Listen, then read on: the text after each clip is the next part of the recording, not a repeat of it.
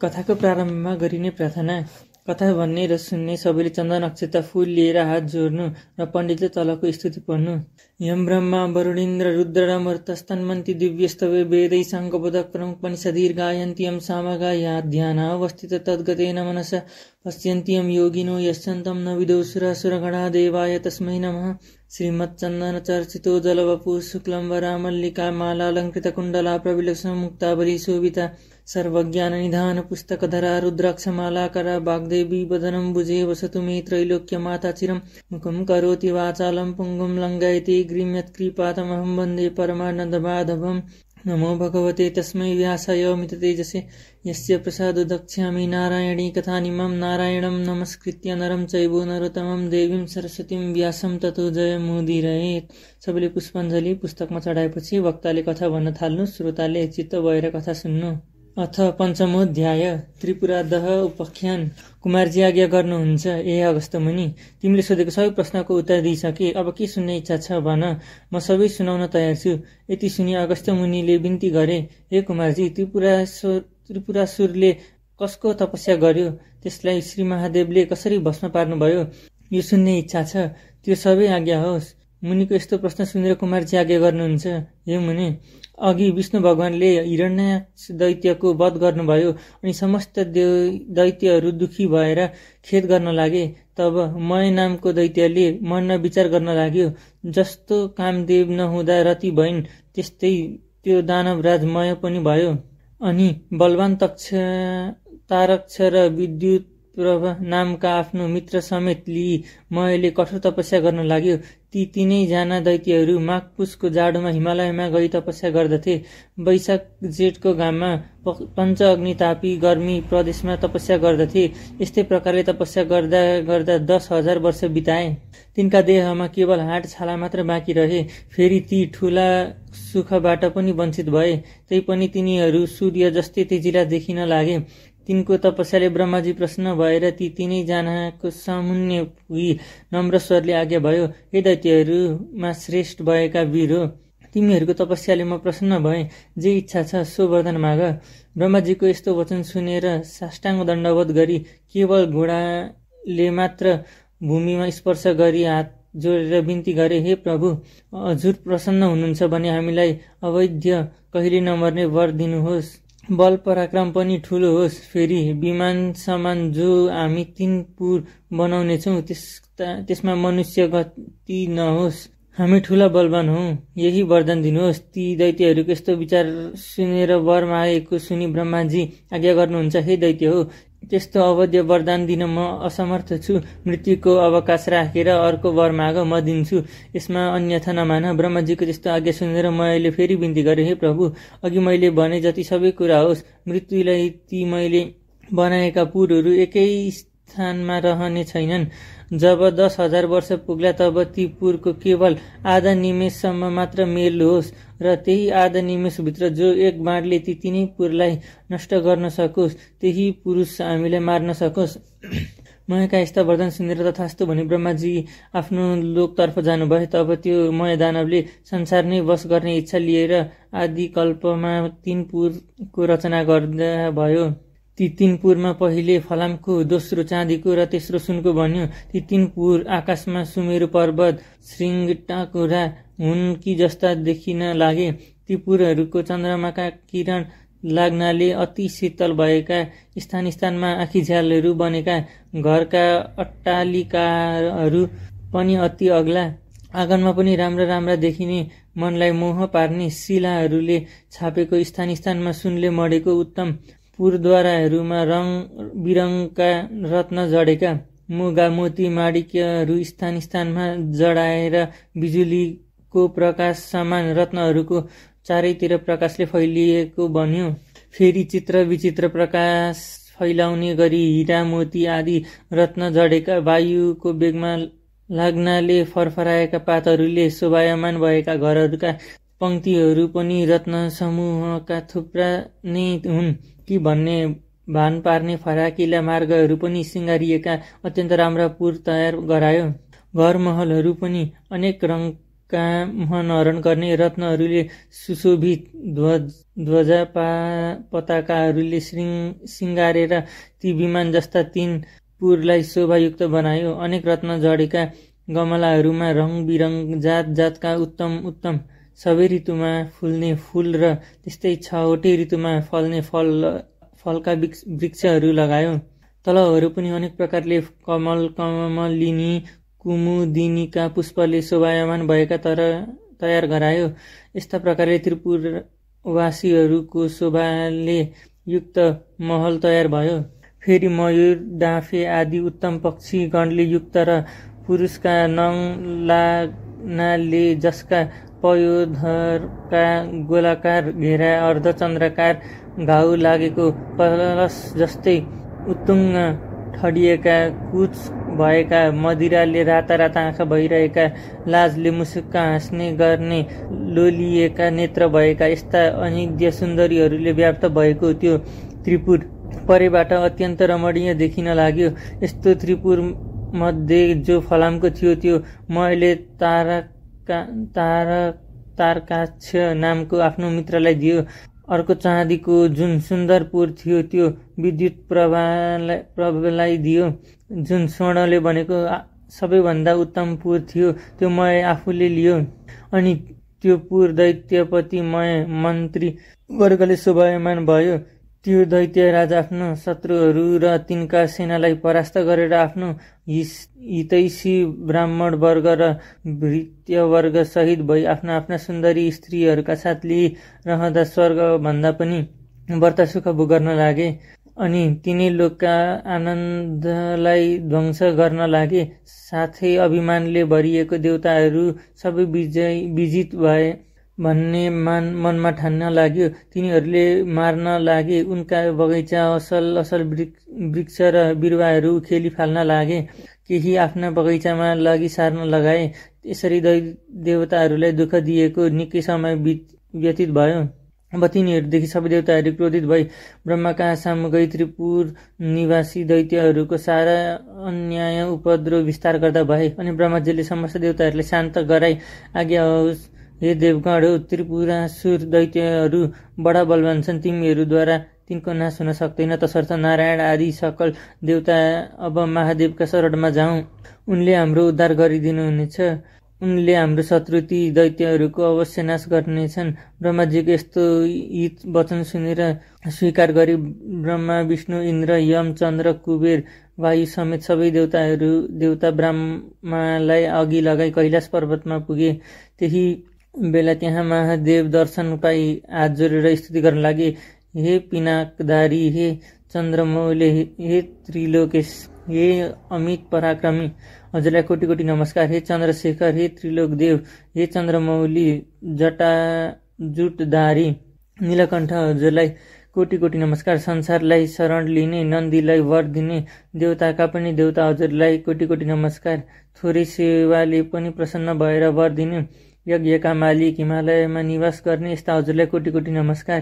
योगीहरूले सदैव ध्यान गर्ने, जगतको वैभवलाई तुच्छ ठान्ने, धर्ममा दृढ रहने, दिशारूपी वस्त्र धारण गर्ने, भक्तलाई वर दिने, ब्रह्माण्डका दाता विधाता यस्ता हजुरलाई कोटि कोटि नमस्कार छ। सूर्य चन्द्र इन्द्र वायु आदि देवताको सृष्टि पालना गर्ने यस्ता हजुरलाई कोटि कोटि नमस्कार। सूक्ष्म भन्दा पनि अति सूक्ष्म काल स्वरूप नित्य स्वरूप धारण गर्ने यस्ता हजुरलाई कोटि कोटि नमस्कार। पर भन्दा पनि परब्रह्म स्वरूप शङ्करलाई कोटि कोटि नमस्कार छ। सारा ब्रह्माण्ड धारण गर्ने सूर्य चन्द्र वायु अग्नि र जल एवं आकाशको रचना गर्ने यस्ता हजुरलाई कोटि कोटि नमस्कार छ। हे सौम्य, हे पुरुषोत्तम, हे वपुष्मान, त्रैलोक्यको सृष्टि स्थिति संहार गर्ने यस्ता हजुरलाई कोटि कोटि नमस्कार छ। पूषाको दाँत भाँच्ने, दक्षको यज्ञ नाच्ने र कामदेवलाई भस्म पार्ने यस्ता हजुरलाई कोटि कोटि नमस्कार छ। सुरासुरका उत्पन्नकर्ता, यज्ञका हर्ताधर्ता, हे शिखण्डिन, हे नीलकण्ठ, हजुरलाई कोटि कोटि नमस्कार छ। निरन्तर सुधा स्वरूप पार्वतीका भर्ता, गणेश कुमारका पिता, हजुरलाई कोटि कोटि नमस्कार। सदा मोक्ष रूप वरदान दिने विश्वेश्वर, हे ब्रह्मात्मन, हे वरदाता हजुरलाई कोटी कोटी नमस्कार छ। हे योगेश्वर, हे चण्डीश्वर, हे रुद्र, हे शिव, हे शम्भु, हे भीम, हे ईश्वर हजुरलाई कोटी कोटी नमस्कार छ। हामीदेखि प्रसन्न होस्। देवताहरूको कातर भएर यस्तो स्तुति गरेको सुनि तिनको मनको भाव जानी शिवले आज्ञा गर्नुभयो, हे देवता हो, जे इच्छा छ सो वर माग। मैले नदिने संसारमा केही वस्तु छैन, म इच्छा पूर्ण गर्न तयार छु। जो इच्छा छ निशङ्क भएर माग। महादेवको यस्तो आज्ञा सुनि प्रसन्न भएका देवताहरू विनम्र स्वरमा बिन्ती गरे, हे प्रभु, ब्रह्माको वरले उन्मत्त भएका मय आदि दानवले हाम्रो उर्वशी मेनका आदि अप्सराहरू बल जफत लुटेर लगे। नन्दनवनका असल असल बोट बिरुवा कति उखेलेर नासे, कति आफ्नो घर ओसारे। देवताको नाश गर भन्दै हामीलाई अनेक तरहको कष्ट दिइरहेका छन्। अमरावतीबाट पनि निकाल्यौं। भगवान ती दैत्यहरूको संहार गर्न ब्रह्मा विष्णु पनि समर्थ छैनन्। हे ईश्वर, अब जसरी हामी देवताहरूको भलो हुन्छ सोही वरदान बक्सियोस्। त्यति सुनि शिवजीले फेरि भन्नुभयो, हे देवता हो, तिमीहरू मेरो रुद्र तेजको एक अंश धारण गरी रुद्र तेजोमय रूपले ती दानवहरूको संहार गर। शिवको यस्तो वचन सुनि देवताहरू फेरि बिन्ती गरे, हे भगवान, हामी हजुरको तेजको 1000 अंशको एक अंश पनि धारण गर्न समर्थ छैनौँ भने रुद्र तेजको धारण गर्ने कुरा त परै रहोस्। हेर्ने शक्तिसम्म पनि हामीमा छैन। हे प्रभु, हामी उप प्रसन्न भएर त्यो अजय त्रिपुरासुरलाई स्वयं संहार गरी बक्सियोस्। ब्रह्माजीको वरदान अनुसार दिव्य 10,000 वर्ष बितेपछि आधा निमेष ती त्रिपुरको मिलन हुनेछ। त्यही आधा निमेष भित्रमै त्यो त्रिपुरलाई जसले एकै बाणले भस्म पार्ला उसैद्वारा ती दैत्यहरूको संहार होला, अन्यथा तिनको मृत्यु हुने छैन। हे शशि शेखर, हामीदेखि प्रसन्न भई त्यो पापिष्ट त्रिपुरासुरको नाश गरिदिन बक्सियोस्। देवताहरूको त्यस्तो प्रार्थना सुनि शिवजीले फेरि आज्ञा भयो, हे देवता हो, त्यस्तो अवैध त्रिपुर छ भने तिमीहरूको हातका निम्ति म एउटै बाणले तिनै पुरलाई भस्म पारिदिनेछु। त्यस्तो अजय दानवहरूका साथ युद्ध गर्दा मेरो शक्ति थाम्न सक्ने हिमालय समान मेरो निम्ति एउटा रथ तयार पार, अनि म युद्धमा जानेछु। महादेवको त्यस्तो आज्ञा सुनि प्रसन्न भएका देवताहरूले प्रणाम गरेर हवस् भनी तत्काल विश्वकर्मालाई डाकी महादेवको निम्ति समस्त देवता रूपी अव्यय भएको सुवर्णमय रथ तयार पारे। त्यस रथका दुवै पाङ्रा सूर्य चन्द्र भए। दक्षिण पाङ्रामा ब्रह्म सूर्य भूषण गराइयो। बायाँ चक्रमा 27 नक्षत्र र 16 कला भूषण बनाइयो। 6 ऋतु रथ दायाँ बायाँ राखिए। आकाशको गजुर र पाङ्रा अड्याउने दण्ड मन्दराचलको बनाए। अयन र संवतर रथका वेग भए। 4 समुद्र रथका कुण्डलिका भए। गङ्गादि समस्त तीर्थ राम्रा राम्रा वस्त्र आभूषण पहिरी स्त्री रूप धारण गरेर हातमा चमरले रथमा उभिए। सारथी स्वयं ब्रह्माजी भने। ब्रह्मस्वरूप ओमकार कोरा बनाए र विन्ध्याचलको छत्र निरूपण गरे। मन्दराचलको पक्षदण्ड बनाए। सरस्वती घण्ट भइन्। श्रीनारायण अग्निबाणको टुप्पो भए। 4 वेद नै 4 घोडा भए। ताराहरू घोडाका गहना भए। हे अगस्त्य मुनि, यसरी समस्त वस्तु त्यस रथका अवयव भए। यसरी जब धनु बाण सहित रथ तयार भयो तब पृथ्वी र आकाश कम्पित पार्दै शिव त्यस रथमा आरूढ हुनुभयो। त्यस रथका अघि पछि शिवका गणहरू शङ्कुकर्ण, चण्डेश्वर, गणेश, नन्दी आदि प्रथम गणहरू शूल, पटिस आदि अनेक शस्त्रास्त्र लिएर शङ्ख, भेरी, मृदङ्ग आदि बजा बजाउँदै महादेवमाथि अनेक थरीका पुष्प वर्षा गराउँदा भए। त्यसबेला रुद्र तेज सहन गर्न नसके समस्त देवता मोहमा प्राप्त भए। महादेवले देवताहरूको त्यस्तो स्थितिदेखि आफ्नो तेज खिजी केही कम पार्नुभयो अनि देवताहरू रुद्र तेज सहन गर्नमा किञ्चित सामर्थ्य भए।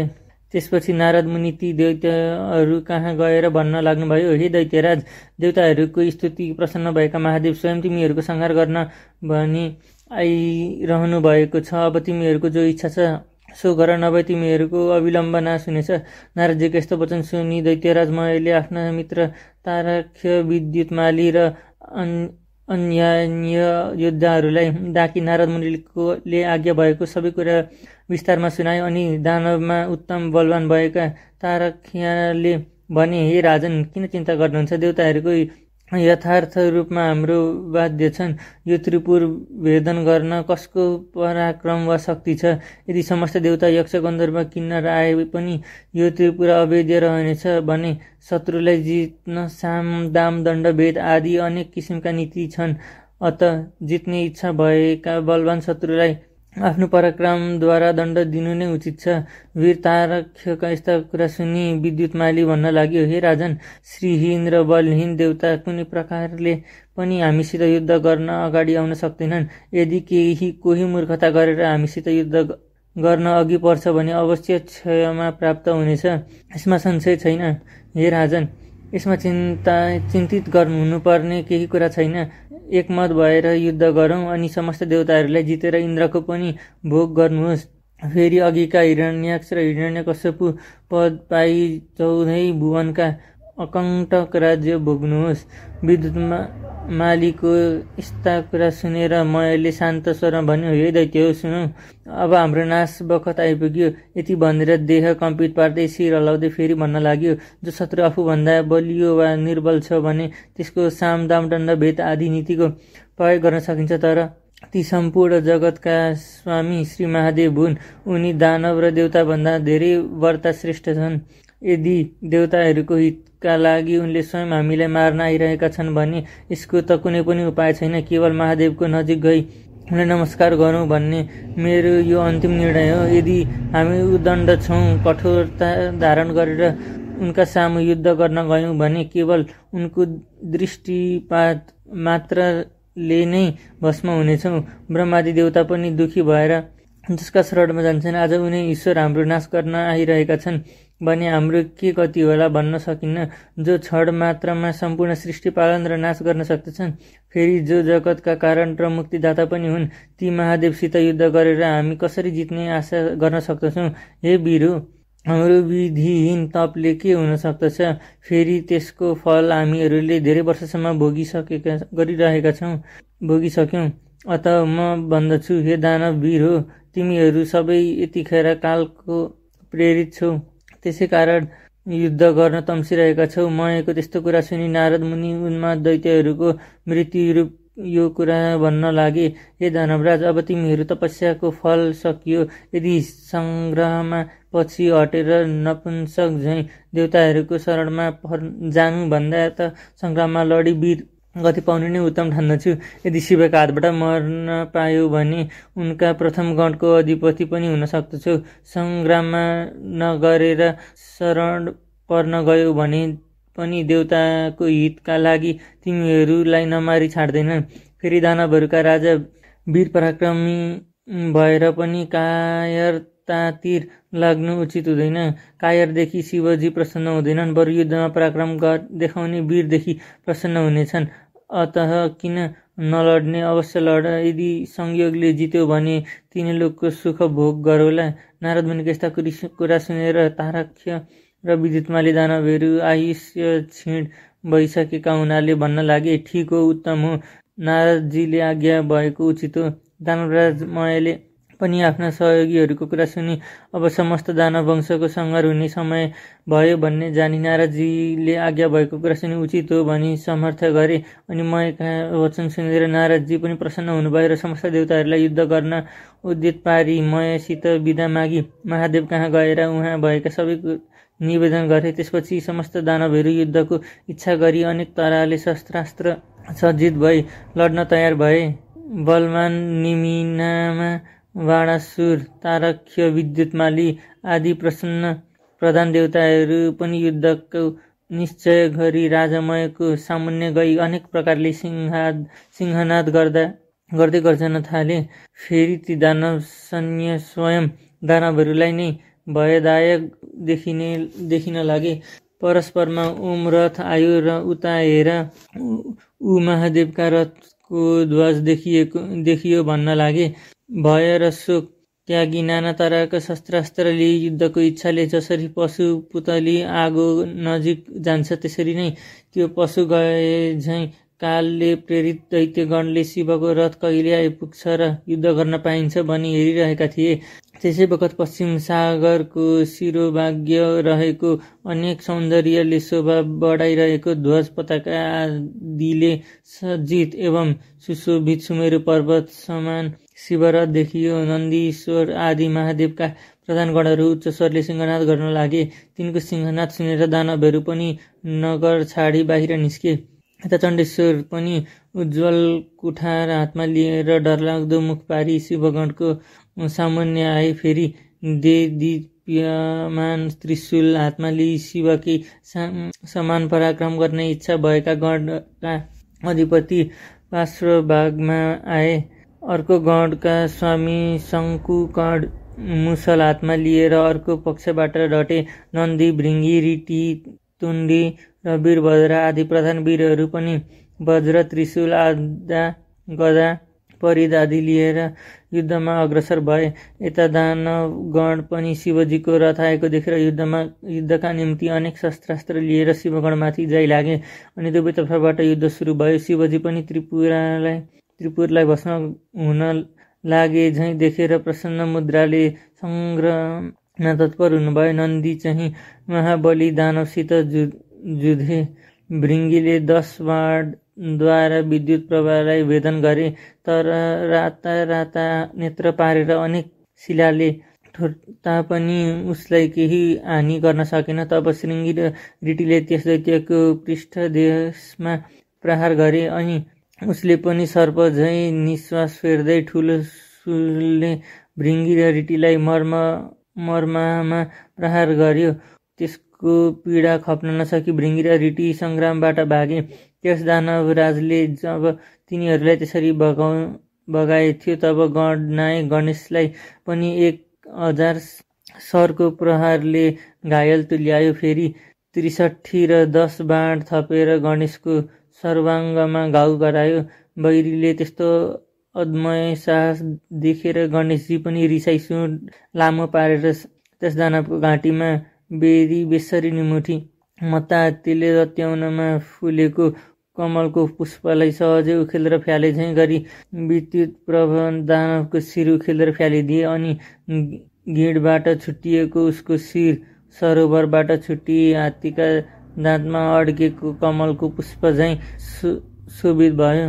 त्यो देखेर भृङ्गी र रीटिले अनेक स्तुति गरे अनि नेमिनामा र बलवानमा दुवै दानव रिसाई गणनायक गणेशका सर्वाङ्गमा बाण प्रहार गरेर घाउ लगाउन थाले। ती दानवलाई शङ्कुकर्णले बीचैमा रोकेर तिनका रथ, सारथी, ध्वजा र घोडा सबै काटी मारी विरथी गराए। ती दुवै दानव पनि तत्काल अर्को रथमा चढेर आई चण्डेश्वर र गणनायकका सबै अङ्गमा अनेक बाण प्रहार गरी घाउ पारिदिए। गणनायक र चण्डेश्वरले पनि दानवका प्रहार खपेर रिसले राता आँखा पारी हातमा मुसल लिई बेगले हाने। त्यसको चोट खप्न नसकी दुवै दानव यमराजको नगरमा पुगे। त्यसपछि त्रिपुरा निवासी ठुला जो योद्धाहरू थिए ती सबै रिसले चुर भई एकसाथ निस्केर वज्र, त्रिशूल, परी, कुठार आदि अस्त्र लिई शिवजीका गणमाथि जाइ लागे।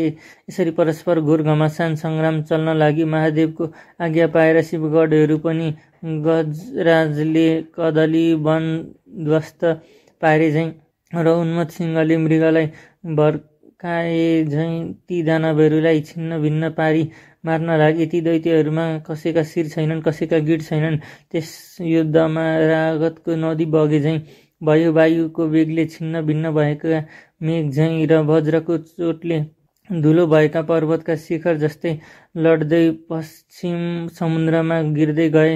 जब निमिनामा र बलनामा वीरलाई शङ्कुकर्णले मारे भन्ने सुनेपछि तारक्ष नामका दानव रिसाएर गणनायकमाथि झम्टियो र अनेक बाण प्रहार गरेर घायल पारिदियो। तब शङ्कुकर्णले पनि त्यस प्रहार खपेर त्यसको शिरमा मुसल बजारी उच्च स्वरले सिंहनाद गरे अनि त्यो दानव केही बलहीन भएर गिर्ला जस्तो देखियो अनि निर्धक्कसित त्यसको छातीमा भाला प्रहार गरे।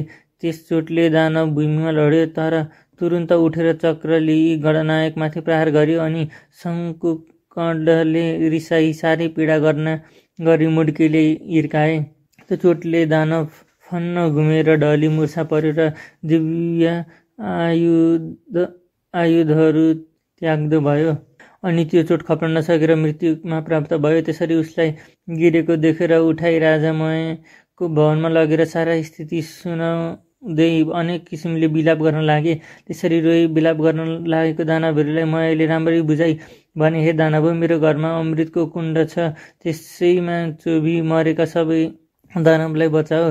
त्यति सुनेपछि जो आज्ञा भनी प्रसन्न भई मनले मरेका तारकासुरलाई अमृतमा चोबेर बचाए। मरिसकेको वीरलाई पनि जीवन प्रदान गरे भन्ने खुसीले राजामयले सबैले बराबर प्रणाम गरे। त्यसै गरी मरेका अरू दानवहरू पनि जीवित पारे।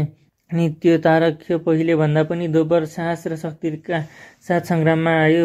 ब्रह्माजीले त्यसलाई देख्न साथ आफू दाहिने हातले औँलाले सङ्केत गरेर श्री महादेवलाई विनयपूर्वक भन्नुभयो, हे ईश्वर, त्यो दानव अघि नै मरिसकेको थियो, तर अहिले फेरि बाँचेर लडाइँमा आयो। मयको घरमा अमृतको कुण्ड छ, त्यसले मरेको समस्त दानवलाई बचाउनेछ। अत हे शिव, त्यस घरको अमृत रहेसम्म मरेका दानवलाई बारम्बार बचाइरहनेछ। त्यसकारण एक बाण प्रहार गरेर त्यो अमृतको शोषिलिनु पर्दछ। ब्रह्माजीको वचन सुनेर शिवले एक बाण प्रहार गरी सारा अमृत शोषिलिनुभयो। ब्रह्माजीले फेरि विनयपूर्वक बिन्ती गरे, हे प्रभु, अब त्यो बाण प्रहार गर्नुहोस्। मैले त्रिपुरासित युद्ध अघाउजी देखेँ। लड्दा लड्दा आज 1000 वर्ष बितिसक्यो, तर त्यसको नाश हुन सकेन। अब त्यो बाण शीघ्र छाड्नुहोस् अनि वैरीको नाश गर्नुहोस्। ठिकै उसै बेला ती 3 पुरहरूको आधा निमेष जोरी फेरि छुट्टिनेछ। ती पुरहरू एकपल्ट जोडिएर छुटिएपछि जति बाण प्रहार गरे पनि सफलता प्राप्त हुन सक्दैन। हे प्रभु, मेरो प्रार्थना स्वीकार गरिबक्सियोस् भने तत्काल बाण प्रहार गरेर यस त्रिपुरालाई नाश गर्नुहोस्। ब्रह्माजीको त्यस्तो विनययुक्त कुरा सुनि ठिक हो, असल हो भनी त्यो अग्नि सोमयुक्त उग्र बाण धनुमा चढाई धनुलाई तलमाथि झुकाएर दिव्य 10,000 वर्ष पुग्न साथ आधा निमेष आँखा झिम्म पारेर उघारे जति समयका लागि त्रिपुर जोरियो। तब महादेवले आफ्नो योग बलले जोरिनुलाई निश्चल पारिदिनुभयो। अनि जसको टुप्पोमा अग्नि सोम स्थित थिए त्यो नारायण रूपी बाण शिवले प्रहार गर्नुभयो। त्यो बाण छुट्टिन साथ त्रिपुरका भव्य महलहरूमा आगो लागेर चारैतिर डढ्न लाग्यो। दिक्क दिक्क कष्ट कष्ट भन्ने शब्द सुनिन लाग्यो। महादेवले तत्काल नन्दीलाई भन्नुभयो, त्यो मय दानव मेरो प्रिय भक्त छ, त्यसलाई अग्निले नडराउन्। श्री महादेवको त्यस्तो आज्ञा पाउन साथ वायु रूप भई बाण भन्दा पनि बेगले गई मयको घरमा नन्दीले देखे। राजा मय शिवलिङ्ग सामुन्ने राखी उनकै ध्यान गरिरहेका छन्। तब नन्दीले मयलाई भने, अग्निले तिमीलाई जलाउने छैन। मयले तुरुन्त नन्दीलाई प्रणाम गरे। त्यसै बेला अग्नि पनि आइपुगेर नन्दीले शिवको आज्ञा अग्निलाई सुनाइदिए। तब अग्निले मय दानवतिर फर्केर भने, हे शिव भक्त, अब तिमी यो नगर छाडेर तुरुन्त जाऊ। मयले जो आज्ञा भन्ने र सुवर्णको शिवलिङ्ग बोकी तत्काल पाताल गए। यता नन्दीले फर्केर गई सम्पूर्ण कुरा शिवजीलाई बिन्ती चढाए। अब त्रिपुर भस्म हुन लाग्यो। त्यसका वेदी महल उद्यानहरू धमाधम भत्किएर नासिन थाले। अनेक दानव र तिनका परिवारहरू कराएको मात्र सुनिन लाग्यो। वस्त्र सुस्केका अनेक सुन्दरी स्त्रीहरू घरबाट बाहिर निस्की रोए कराए चर्को स्वरमा सुनिन थाल्यो। अग्ला अग्ला र विमानहरूमा रहेका कठोर र उच्च स्थानमा भएका मदले विहीन नेत्र भएका आफ्ना आफ्ना पतिका अत्यन्त प्रिय नारीहरू अग्निबाणले डढाई घर घरमा यताउता दगुर्न र कराउन थाले। जस्तै पर्वतमा भूमिकम्प हुँदा त्यहाँ किन्नरहरू भयले व्याकुल हुन्छन्, त्यस्तै आफ्नो पतिलाई भएको आकुल भई अङ्कमाल गर्न थाले। कोही डराई भाग्न लागे। कतिपय दानवगण आफ्ना स्त्रीहरूलाई बोकेर नगर छाडी बेगले भाग्न लागे। शिवको भक्तले हिँड र वस्त्राभूषणले पनि हिँड। पर्वतकार देख्दैमा डरलाग्दो काला दानवहरू डढेर सागरमा खस्न लागे। जति दानवहरू समुद्रमा खस्दथे ती सबैलाई जलका अनेक जन्तुले खान थाले। कति दानवहरू त आफ्नो पति वा पत्नीको अवस्था देखेर खप्न नसकी आगोमा डढेर मरे। रातिका अन्तमा खेदित भएका तर तुरुन्त कामले पीडित भई प्रियका साथ जाउँ भन्ने इच्छा भएका ती कति दैत्यहरू भरिया सहित अग्निमा डढेर मरे। कोही समुद्रमा अम्फाली जल जन्तुको भोजन भए। कोही आधा डढेर कोही बाग्दा लडेर स्वाहा भए। यस प्रकारले त्यो अमेज्ञ अग्नि सोमयुक्त बाणले त्रिपुर भस्म पारी शेषनगर समुद्रमा डुबाई फेरि भगवान शिवको हातमा आइपुग्यो। त्यस्ता प्रकारले अविजय त्रिपुर भस्म भएको देवताहरूले आफ्नो अधिकार पाई शिवजीलाई प्रणाम गरेर स्तुति गर्न लागे। हे रुद्र, आज हजुरद्वारा जुन रौद्र कर्म हुन गयो त्यो अन्य कसैबाट पनि कहिल्यै भएको थिएन, न फेरि हुनेछ। हे शङ्कर, यो कामले हामी समस्त देवताहरूको कष्ट निवारण गरिदिनु भयो, अत हजुरलाई कोटी कोटी नमस्कार।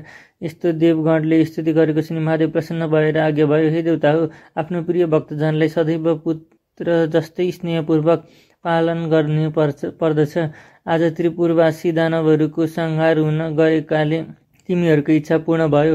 अब तिमीहरू खुसी साथ आफ्नो आफ्नो आश्रम जाऊ। श्री महादेवको यस्तो आज्ञा भएको सुनि महादेवलाई दण्डवत प्रणाम गरी देवताहरू आफ्नो आफ्नो लोक जाँदा भए। देवताहरू गएपछि नन्दी, भृङ्गी, भूत, प्रेत, पिशाच, डाकिनी, साकिनी सहित भई शिवजी कैलाशपुरी पाल्नुभयो। हे अगस्त्य मुनि, यो सहसा कसैले वर्णन गर्न नसकिने त्रिपुरा दाह मैले सुनाएँ। जो शिवभक्त खुसी साथ यो कथा सुन्ला वा सुनौला त्यो समस्त पापहरूबाट मुक्त भएर मरेपछि शिवको पार्षद भएर सधैँ कैलाशमै बस्न पाउनेछ। इति श्री स्कन्दपुराणे केदारखण्डे माघ महात्म्ये कुमार अगस्त्य संवादे श्री सुस्तानी परमेश्वर्य व्रत कथायां त्रिपुरा दह वर्णनम नाम पञ्चमोऽध्याय। आरती पुष्पाञ्जली। कथा सुन्ने सबै श्रोताहरूले नित्य कथा सुनिसकेपछि चन्दन अक्षता फुल लिएर उभि हात जोड्नु अनि वक्ता पण्डितले तल लेखिएको श्लोकहरू पढ्नु। उपनयतु मङ्गलम वा सकल मङ्गलालय श्रीमान दिनकर किरण निबोधित नवललिन दल निवेक्षण कृष्ण काले वर्षतु पर्जन्य पृथिवी शतशालिनी देशोऽयं शुभरहितो ब्रह्मणा सन्तु निर्भया पुत्रा पुत्रिणः सन्तु पौत्रिणः निधना सदना सन्तु जीवन्तु शरदं शतं तत्रैव गंगा यमुना च तत्र गोदावरी सिन्धु सरस्वती च तीर्थानि सर्वाणि वसन्ति तत्र यात्रा चितोद्धार कथा प्रसंग या कुन्द्यन्तु सारहार धवला या शुभ्रवस्त्रावृता या बीडाभरदण्डमण्डितकरा या श्वेत पद्मासना या ब्रह्मचितशङ्कर प्रभृतिर्देवी सदा वन्दिता सा मां पातु सरस्वती भगवती निःशेषजाड्यपः कायेन वाचा मनसिन्यैर्वा बुद्ध्यत्मना वा प्रकृतिसा वत्करोमि यद्यत् सकलं परस्मै नारायणायति समर्पयेत्। श्री सुस्तानी देव्यार्पणमस्तु। यति भनिसकेर कथा सुन्ने जति समस्त श्रोताहरूले पुस्तकको भाषामाथि पुष्पाञ्जली चढे पुस्तकलाई ढोक गर्नु र आफ्ना आफ्ना मनको इच्छित वरदान माग्नु। सर्वे भवन्तु सुखिनः, सर्वे सन्तु निरामया, सर्वे भद्राणि पश्यन्तु, मा कश्चित् दुःखभाग् भवेत्। राधे राधे।